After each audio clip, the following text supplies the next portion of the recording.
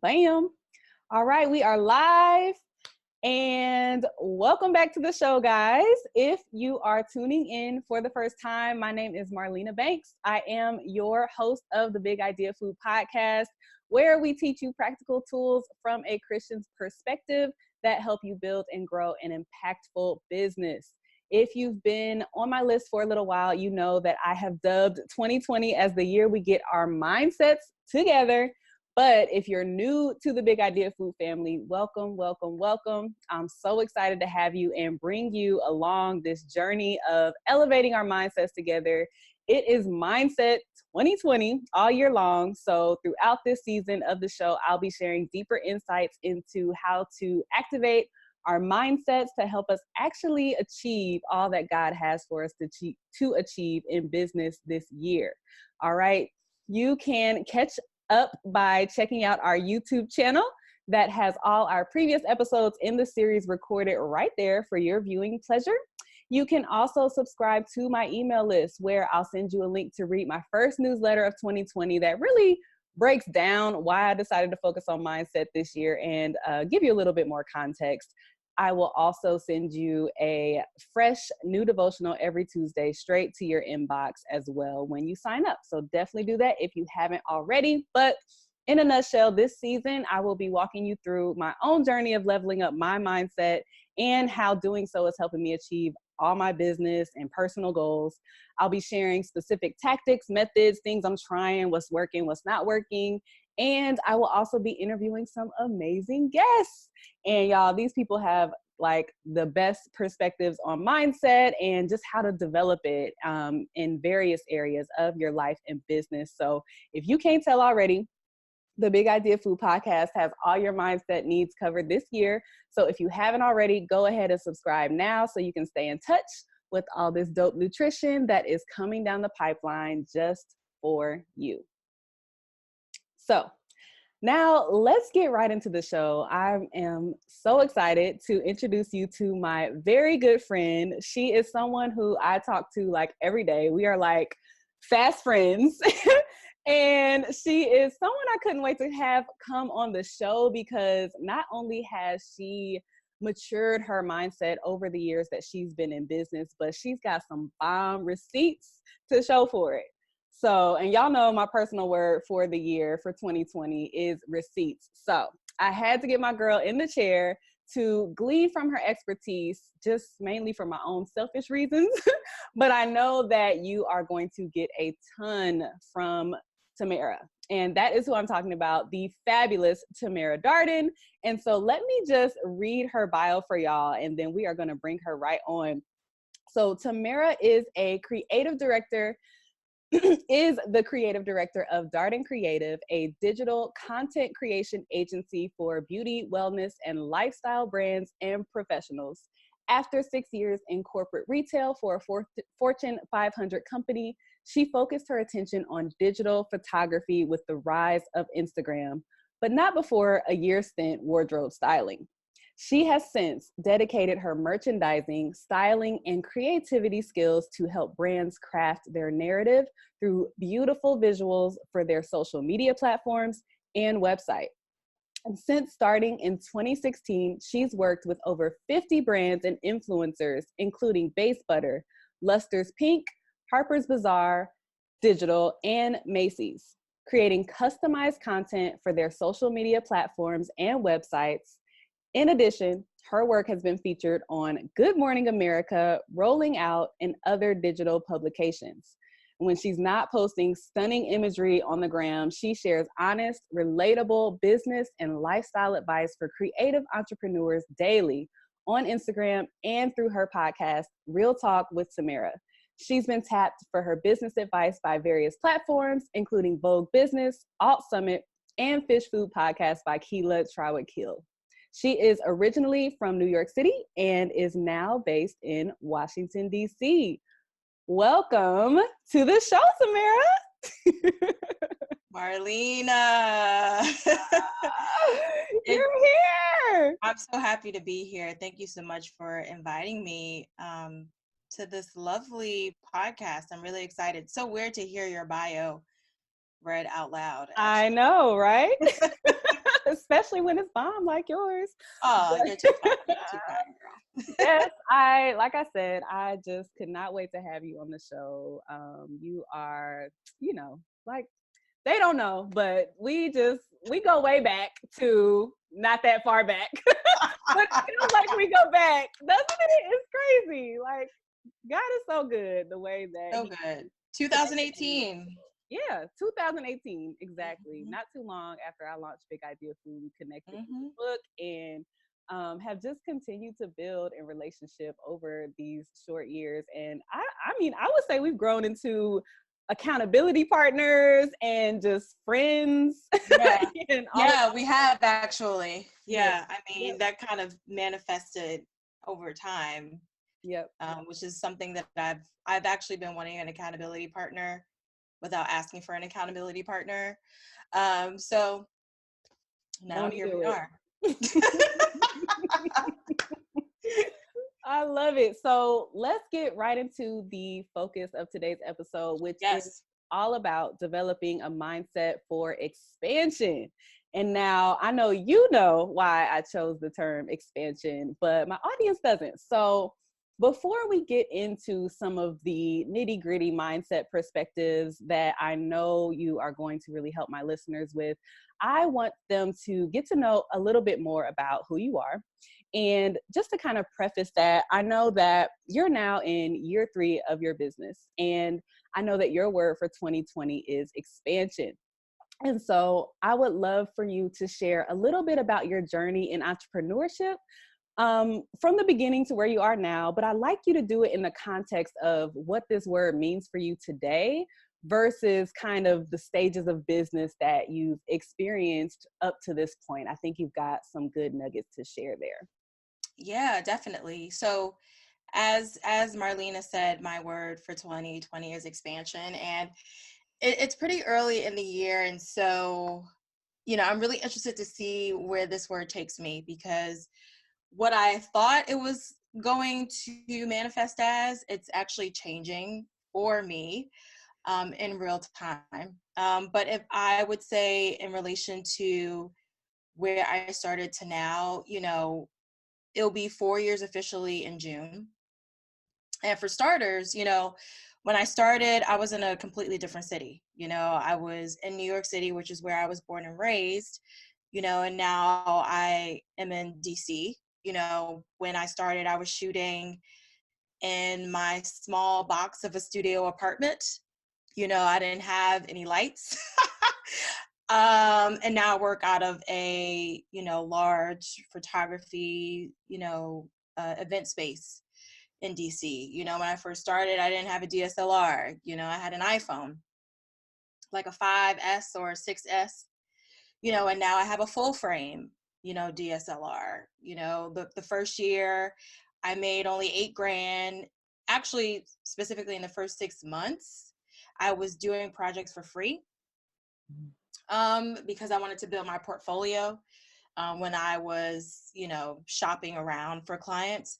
And last year I made 45,000, in 3 years is a very short period of time, that growth.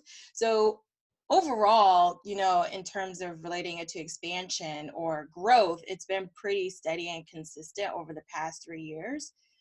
But what really helped in that growth, and we'll get to that later on in the episode, is really just the consistency, um, gaining relevant knowledge when I needed it, and just really taking a really big chance on myself, because there wasn't a lot of people that I was able to look up to that were specifically creating flat lays for this new platform that was popping called Instagram, right? So I didn't really have any examples to look up to. And so pretty much I was, creating this on my own, in addition to a few other photographers that weren't even based in the US that were creating or beginning to create pretty much a new um a new job, a new career, which is content creation or content creator. So it was a really interesting time. In terms of stages of business, I actually had to do my research for this one because I wanted to actually share what the stages of business are and relate it to my business, but also just to give people context so that they understand that there's levels to this, right? Like, for me to get from point A to point B, point C and on, there's some things that had to happen. So according to Harvard Business Review, y'all, okay? Y'all, she did her research, okay. I did my research for real, all right? Because I didn't want to come on here looking crazy. So the stages of business are, launch, survival, which survival is just pretty much a nice way of saying trial and error.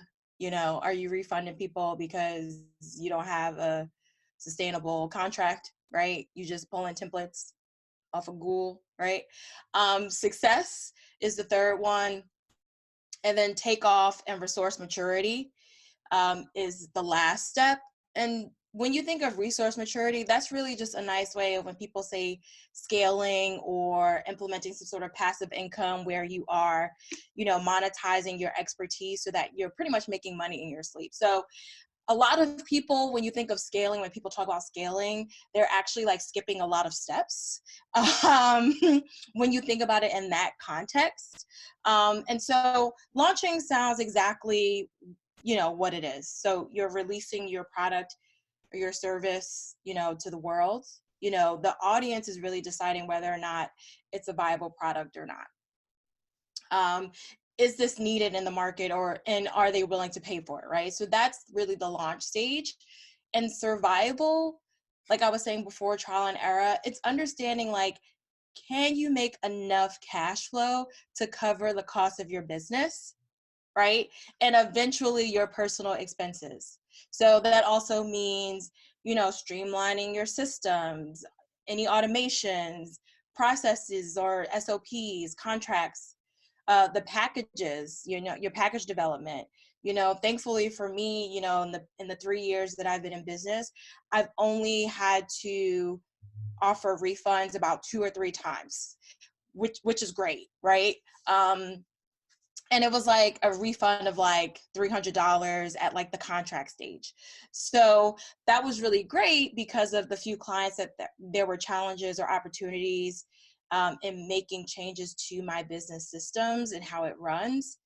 And so I feel like I'm slowly out of that stage and moving into the success stage where, your systems are flowing, things are moving, you're making still a few tweaks because there's always going to be tweaks and changes as you, move along the business cycle, right? It's not always going to be perfect. And we should never strive for that. But at this point in the game, like you're asking yourself, okay, is there something in your business that you can start delegating? Like, are there some responsibilities that you can delegate so that you probably get your time back? Because a lot of the times when you're in the launch stage of your business, and I can speak to this, like you're working 10, 12, 13 hours a day. You're probably not going to sleep. You probably also have 4 to 5 jobs, right? Like working 2 to 3 jobs as you are, figuring out, does this work, right?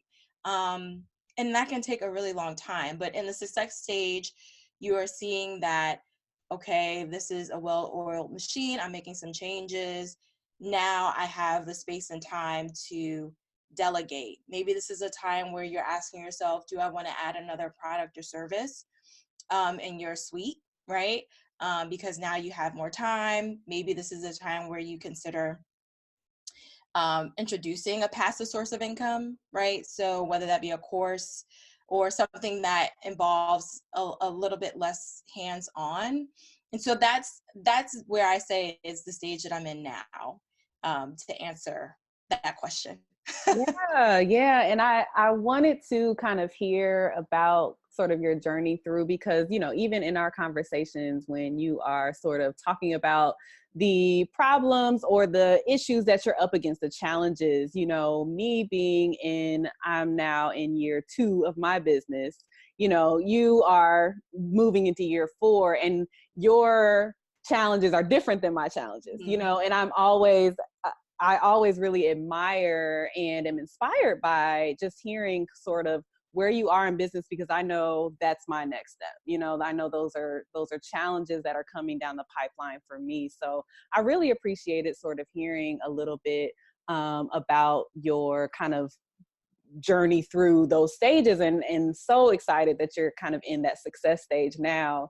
Been rooting for you. And so I wanted to kind of dig a little bit more even deeper into your journey, and just, you know, looking back, I'm curious on what were some of those key mindset areas that you struggled with at each stage, you know, especially, you know, my listeners are coming in obviously various stages. A lot of us are newer in the earlier launch stages and trial and error stages. But I'm curious, you know, what were you struggling with?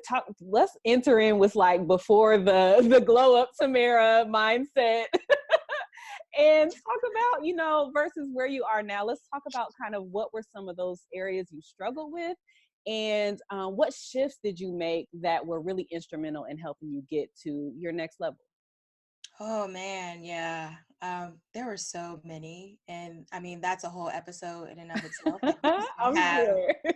we just don't have the time for. But if I had to start somewhere, you know, time management really is important. You know, thankfully for me, you know, time management wasn't really that big of an issue because of the structure that I had when I was working a traditional 9 to 5. So I use that as a benchmark to really understand, do I really need to, and obviously this is something I ask myself at the success stage, because the reality is in the launch and the survival stage, you're still really trying to figure out what your boundaries are, you know, how many hours a week that you actually want to spend on running your business or being in versus running on, or being in your business and running your business kind of a thing. So in and out, being able to step away and kind of manage it from that perspective. But I really was able to use my traditional 9 to 5 and how I worked there as a benchmark for how I wanted to work and not work on my own business. So time management was, I would say, is just hands down really important. Like if there's a certain schedule that you aspire to, like start trying to implement those boundaries. So, you know, you may be a night owl, but is it really sustainable to work, you know, until 2 a.m. Every night? No, probably not, right? So maybe you want to dedicate maybe 2 out of, you know, the 5 days of the week where you are, you know, working until midnight or 1 o'clock because you are a night owl, right? So starting to implement those boundaries very early on is very, very important. But I will say that there were 3 really key things that, from a business perspective, really helped me in changing my mindset, looking more in a growth mindset as opposed to a scarcity mindset. And the first one is the reality that no one is going to promote my business as good as me. Ooh, say that again. So no one's going to promote my business as good as me, right? So this is number one, because, you know, when I first started, as I said, the first 6 months of my business, I was doing this for free.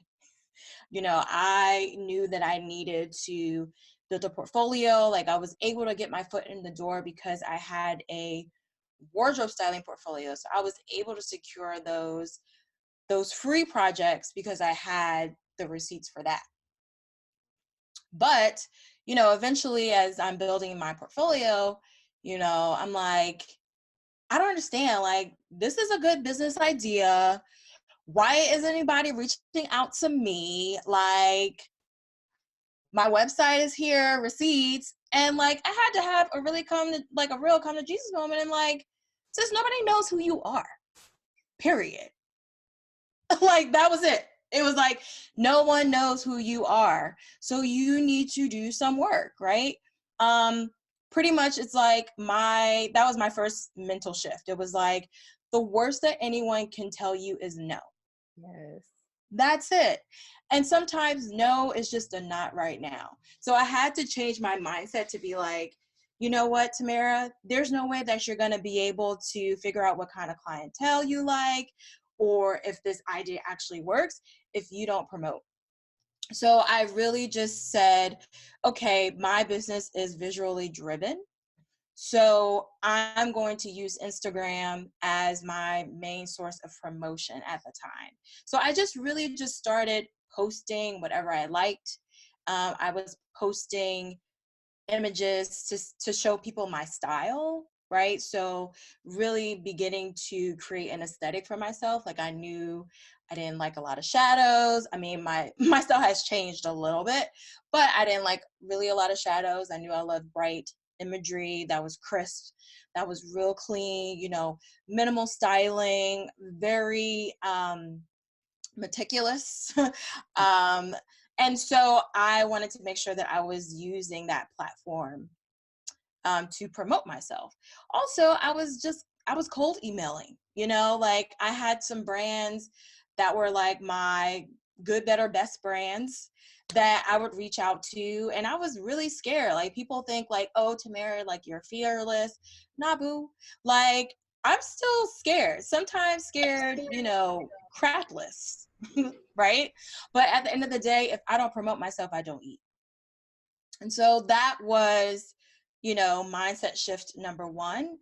The second that kind of works in tandem with promoting yourself is the reality is you have to be consistent, and you have to promote the same message and be specific in that message. So when people talk about niching, like that pretty much is what I wanted to do. Like I knew I wanted to do flat lays at the time, but then it just really just grew and transformed into product photography. So that is just the message that I kept sharing over and over again until people were like, oh, you're looking for a product photographer or someone who shoots flat lay content. I know one girl who does that, and she does it really, really well, right? So it alleviated any confusion. It alleviated any confusion from someone trying to figure out, what does Tamera do, right? The last thing you want someone who is approaching you to work with you is to be like, I love what I see on Instagram from you, but I guess I need a little bit of clarity as to what you do, right? Like I'm comfortable with someone asking me on a discovery call, I want to understand the process. Like that's an opportunity for education of how you take them from point A to point B, which is transformation, which we're not going to get to right now. But I rather a discovery call be an opportunity for me to educate someone to say, this is how I can take you from A to B, as opposed to explaining to them, what the hell is it that I actually do? So that was two.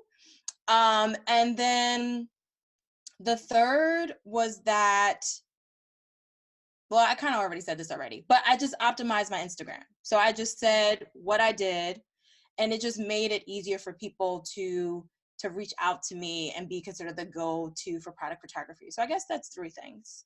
So time management, promoting yourself consistently, and niching down. Yes. Be considered for one thing. And also, can I just add one more thing? I'm so Oh, sorry. yes, please. So I think the other thing too is like, I went from 8 grand to 45 grand offering the same shit. Sorry, excuse my language, right? Like I didn't, you know, I look at my numbers every year to see which category represented how much to my business. And last year I offered branding photography a little bit more. But when I was looking at percentages, product photography still represented about 85 to 90% of my full income. I made that offering just literally one thing with a few packages here and there. And my packages were only like 2 to 3 packages. It wasn't like all these other customized things, because that offers confusion as well. Like people don't want to have to think that much. It sounds like really counterintuitive, but the easier you're able to close the sale, the better. And so, we get really distracted with like, oh my gosh, she's doing this, she's doing that, she's doing that. But like really look at, what can you offer and what can you offer really well and at a level of excellence that you feel really good at, regardless of wherever you are, that you can then really hone in on it, improve it, grow it. And that's how you grow your business, not offering all of these random, you know, offerings in your suite just so that you can, grab more people, right? That's just going to stress you out because you're jumping from one thought process, one process to the next. It's not really giving you the opportunity to actually grow and master one, expertise, one area of interest. So that's all I wanted to say on that. Ugh, girl, you said so much. You are teaching. You are literally teaching though. Like, and gosh, the consistency piece and the power of consistency, not only for your clients or your audience, whoever you're going after in business, not only for their sake to understand what it is you do. Because I see so many of us, especially us newer in business, and you're trial and error, you're trying to figure it out. But when you're offering 50, 11 things, it's just really hard for someone to know what to come to you for. So I'm so glad you brought that up. But not only is consistency good for you or for your audience, but it's so powerful for you. It's easier for you. So I'm super glad you made that point. And also just to kind of piggyback on that, there was a trial and error period for me too, because as I was saying earlier, I had 2 to 3 jobs in addition to, trying to grow a clientele. So yes, I did do some social media management. Yes, I did some website development, and a bunch of other things, but I had to really sit down and say, I don't want to do those other things, right? Like, I know that I'm going to lose that percentage of income because I want to focus on product photography like full time, right? And I know there's going to be, a duration of time to get there, right? So I know that this is not going to be an immediate change where, okay, now, I am dropping a $10,000 source of income. And so now all of a sudden I'm going to make that back immediately in product photography. Like business just doesn't work like that. Like people are like, yeah, you can make 10 grand in a month.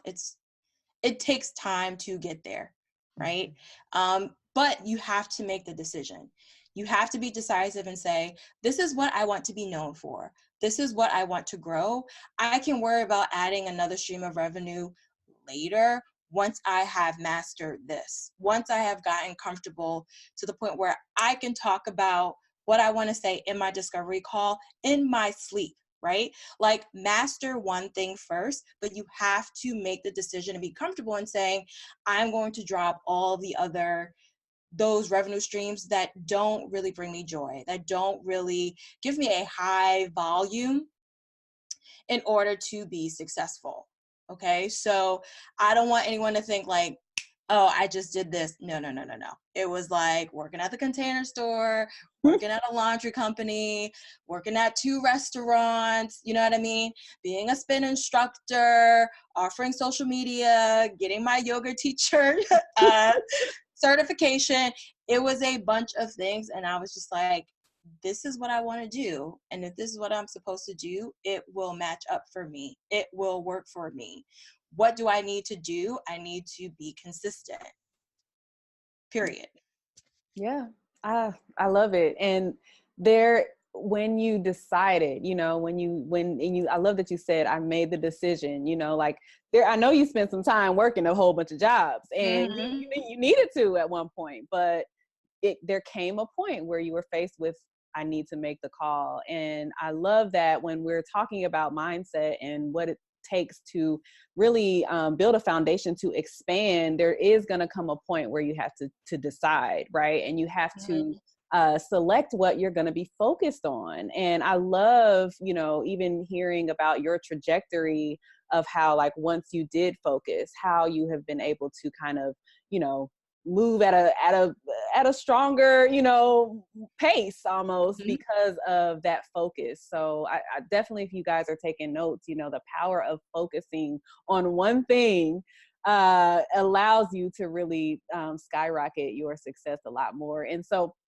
I have a lot of people in my audience who are relatively new in business, and many who are even just getting started or thinking about starting. And so Yeah. I would love for you, as someone going into your fourth year of business, like, what advice would you do you wish that someone gave you when you were just starting out? Or would you go back and tell your 4 years younger self who's thinking about starting a business or in those early stages?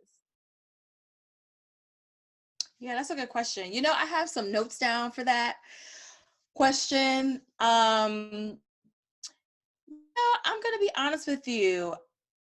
I don't really regret anything that I did. I think the reality is everything that I went through got me to where I am now. I don't think, I didn't die, right? Like, it sounds so morbid. It's the Taurus in me, y'all. I'm sorry. But the situations, they didn't completely break me. Like, I was able to, learn something from each challenge. It was an opportunity. My first client that I ever had, like paying client, she should have never been my client, you know? And it's like, why is that? Well, I didn't have an understanding of who my ideal client was at the time, right? I didn't pay attention and listen to my intuition, something I talk about a lot, on my own podcast, right? Like, listening to your intuition is so important. Even if you don't have, all of the information, usually the intuition just needs an inkling Mm-hmm. for you to make a decision, right? So most of the things that have happened to me or for me, I don't really regret. But if I had to go back in time and shake, 27-year-old Tamera, I would say, get your money right. Like, Mm.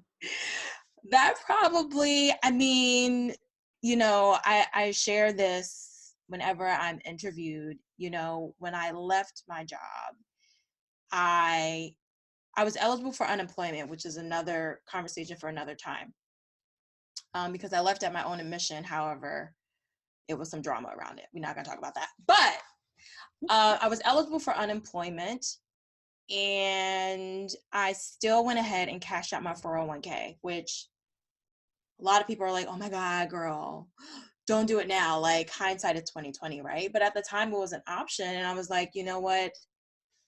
I don't see myself retiring anytime soon. That was my thought process. And I was like, I just need some time to think. So I'm just going to cash it out. And instead of, putting some to the side, that pretty much was my source of income for like 8 months out. And the thing about money management is that it is a lifelong journey, because your needs and your desires change, but I would definitely say, like, get your financial habits in check. Like, Tamera, like, you don't need that candle. You don't, you don't really need to travel that much. Like, everyone's like, oh, travel is still kind of a luxury, y'all. Like, when you are first starting your business, you need to bootstrap, period. Like, it's really great to go, like, just hop on a bus. You know what I mean? Like, do you really need to go to Toronto? No. True story. You know what I mean? Like, just very unpopular things that, other people would be like, no, travel. Like, no, it's okay.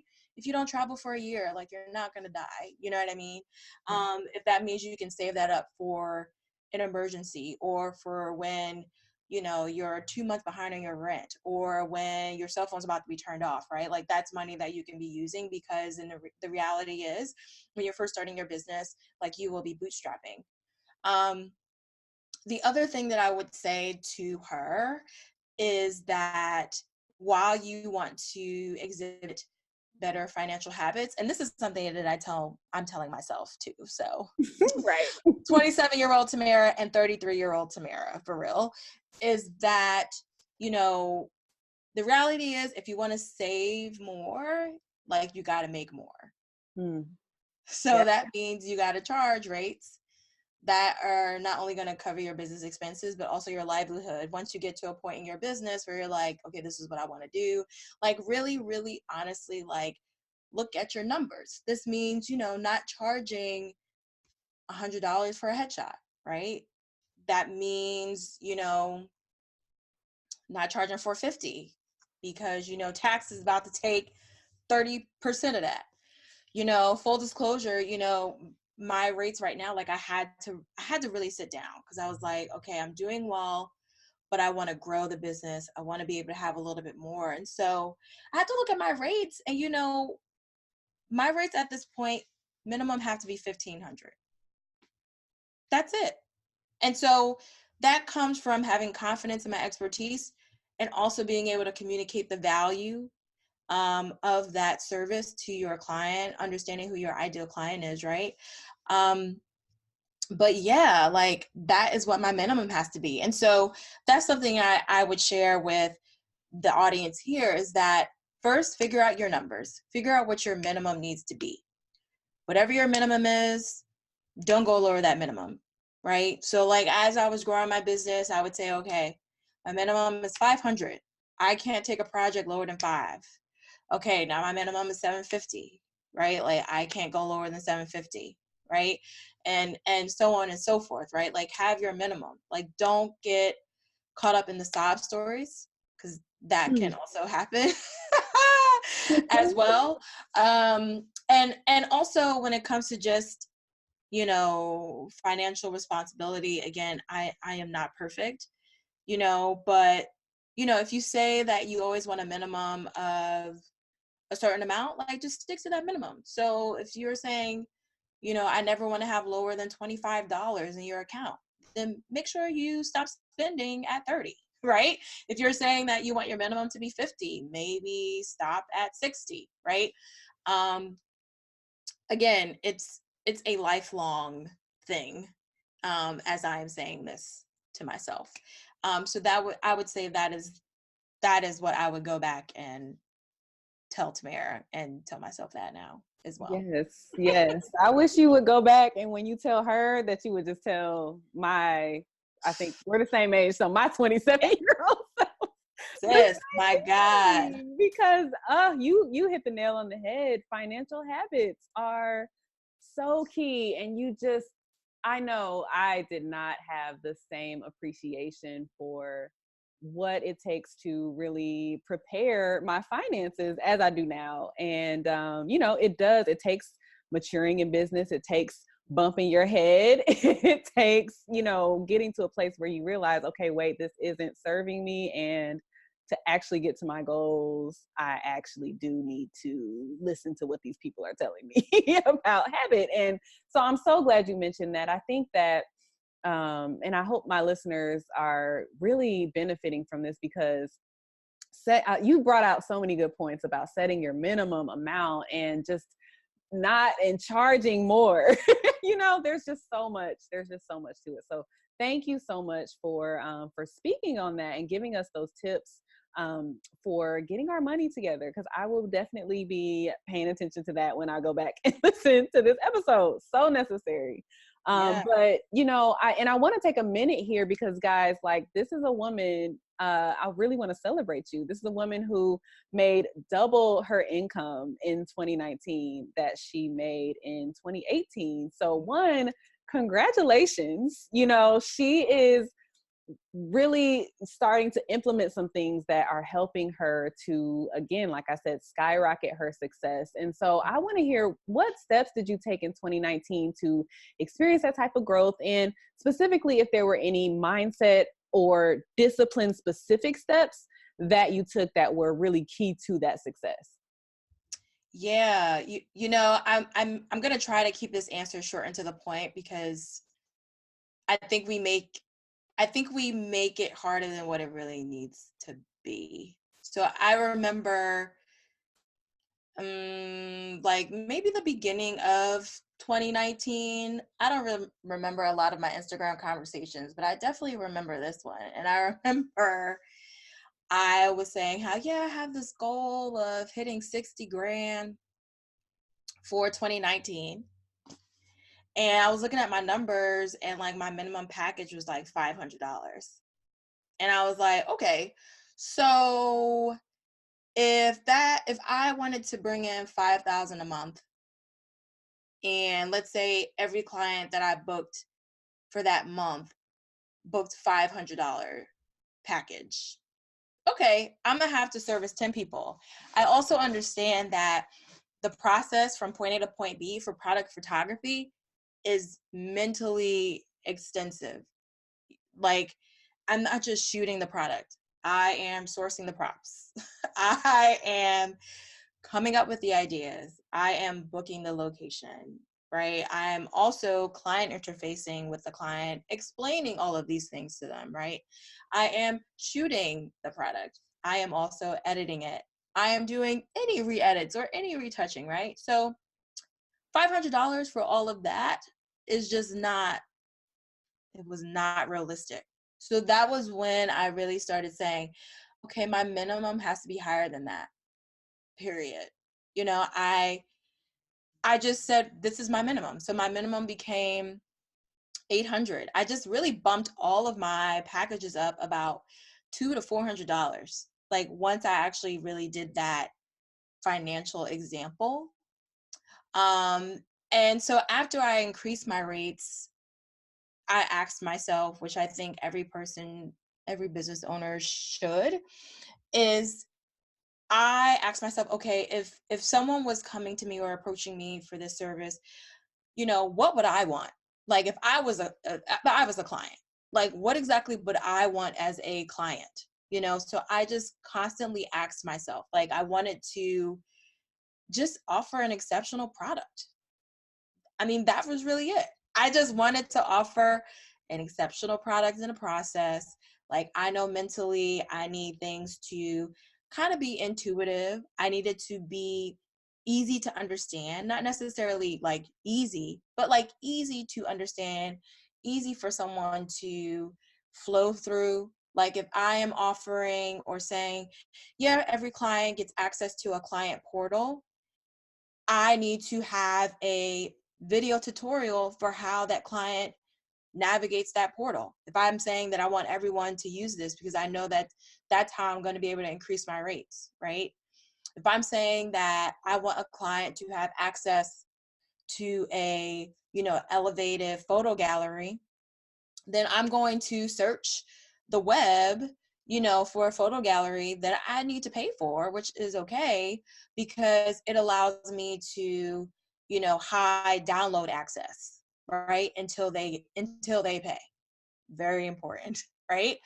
Um, if I am saying, you know, the process from beginning to end is pretty self-explanatory, or not self-explanatory, but easy to follow, then I am writing out for myself what the process is from beginning to end, because the process should be the same. The only thing that's really different is the final product, because it's going to be customized to the client, speaking in terms of photography, but the process itself should be the same. Like, I should be able to write that out and be able to say it from beginning to end without a question, right?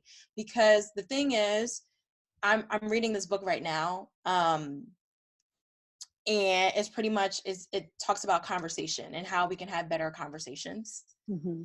And I'll look for the book title, because I actually highly recommend this book, and I'm like 30% in it.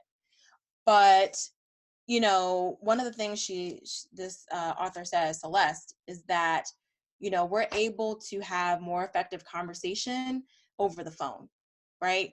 So not only does she say that, she also says that a person will buy from someone that they like and trust via conversation, even if the quality of the product isn't as good and the price is higher. right?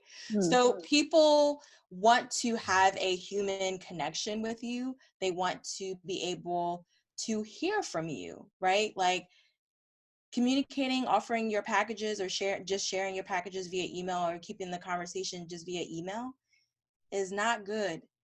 Like, you think having offerings and various streams of income or not having that is losing you money? No, no, no. Not being able to have an effective conversation is what's leaving you money on the table, period. Okay. So being able to have 15 to 25-minute conversations on the phone to really, you know, share the process, hear what they're saying, like being empathetic, something that a lot of us are lacking because of social media and because of how we are just communicating via text a lot or just via DM, right? We're not necessarily having that empathetic factor. And so having those phone calls, like that was something that I had to get over real quick. I was like, I need to learn how to have these conversations on the phone. Like, so that was another mindset change for me too. Like having just email conversations, especially when you are saying, yeah, so the investment for this is $2,000. They want to hear you on the phone. Yeah. Like there's just a different way of how you need to navigate, you know, sales calls when your rate is higher than $200, $500.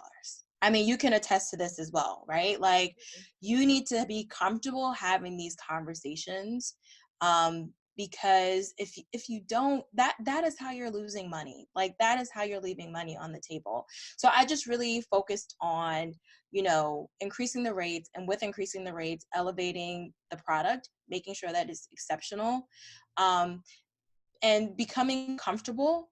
Like it's a nervous thing to get on the phone, but having, you know, those conversations over the phone to close those deals, I mean, so much better, so much better. You know, I converted, you know, last year, out of all of my calls, I'm really comfortable with saying about 90% of them were converted because of phone calls. That's So awesome. it's definitely something that you want to work on. And then again, you know, consistency and just being laser focused, right? So, you know, sharing the same message, being consistent, understanding that it's quality over quantity, you know, like I'm not really posting every day of the week um, on Instagram. You know, on average, I post about 3 times a week, and I kind of leave the rest to Instagram stories. But you know, it's just really the consistency and the message, making sure that it's quality over quantity as well. Yes, yes, good. So many lessons, so many gems, girl. I have like several more questions to ask you, but we just have to wrap it up. We just have to. That makes me sad. But I Oh, do want to I want to try something new. You yes. are the second guest I've had on the show, and I want to try just a kind of a lightning round thing where I want you to share like your top 5 things that will help my listeners with their mindset goals. So like any lightning round, just say the first thing that comes to the first word, first thing that comes to your mind. Okay, you ready? Yeah. You got it. You got it. All right, number 1. What is your favorite daily practice for cultivating a successful mindset? You know, I'm gonna be honest with you. I don't have a real morning routine, but I do eat breakfast every day, y'all. I don't skip it. If I forget, if I don't eat breakfast, or if I forget to, it's just not a good look for anybody. Um, so yeah, I eat breakfast every day. Awesome. What is your favorite affirmation, mantra, or scripture that always helps you get your mind right? This is really bittersweet part of it. One of them is just the Nike quote, "Just do it." And then the second one is just the Mamba mentality. You know, Yeah. RIP to Kobe. But you know, you got to be laser focused. You got to be committed to excellence every single day, regardless of whatever resources that you have. So I would say those 2 things for sure. Absolutely. What is the best book, podcast episode, or event that you've consumed for mindset development in the past year? Okay, I got a few. All right. So Big Magic is a really, really great one. I don't know why the author escapes me, but the same author of Eat, Pray, Love. Okay. Elizabeth Gilbert. Big Idea Food. That was a game changer. That came at a really perfect time. I mean, that book came around the time where the momentum was starting, I saw the shift. So that was a really amazing book at that time. And then You Are a Badass and You Are a Badass at Making Money by Jen Sincero. I just reread You Are a Badass at Making Money, and I'm still learning things even to this day, and I picked up that book about a year, 2 years ago. So really great. I will definitely link to those in the show notes. What entrepreneur would you want to trade mindsets with for a day? I would not trade mindsets, but if I had to be in the same room with these people, Tyler J. McCall. So Tyler J. McCall is actually, I mean, he first started out as an Instagram strategist. Now he's just larger than life, amazing. But I did a program with him on how to optimize my Instagram, and I mean, it changed my life. Brendan Burchard. So Brendan Burchard, if you Google him, he's one of the original guys to do passive streams of income and optimal performance thinking. Really great guy. And then Danielle Leslie, who is the queen of course creation. She is just amazing. I've actually met her in person, but just not in a professional setting. But I would say those three people for sure. Nice. And lastly, if you could recommend one thing for someone to do to significantly shift their mindset in the next 30 days, what would it be? Be consistent. I mean, period. Yeah. I mean, you'd be surprised what happens just in 10 days. Just be consistent in your efforts. You'll see the change immediately. Awesome. I love it. Tamera, this has been amazing. You have really blessed my audience with so many. I hope y'all are taking notes. This has been awesome. So where can we find you, book you, keep in touch with you? Yes. Okay. So I'm always on the gram, y'all. It's so terrible. That's my self-care. Okay. Being on the gram. So on Instagram, you can find me at Tamera.Darden. So Tamera is spelled Tamera .Darden. You can find me there. Or if you want to check out my work, pass it around, go to just visit dardencreative.com. Awesome. That is just awesome, you guys. Definitely check her out. If you follow me on Instagram and you see my amazing photography with my beautiful little yellow shirt on, that was all Tamera. So y'all, she is bomb at what she does. Okay. I loved working with her. Consummate professional. Highly recommend. Okay. Thank you. Absolutely. Thank you so much for being on the show, Tamera. This was awesome. Thank you. This was a pleasure. This was really, really great. So thank you for the opportunity. Yes. And there you have it.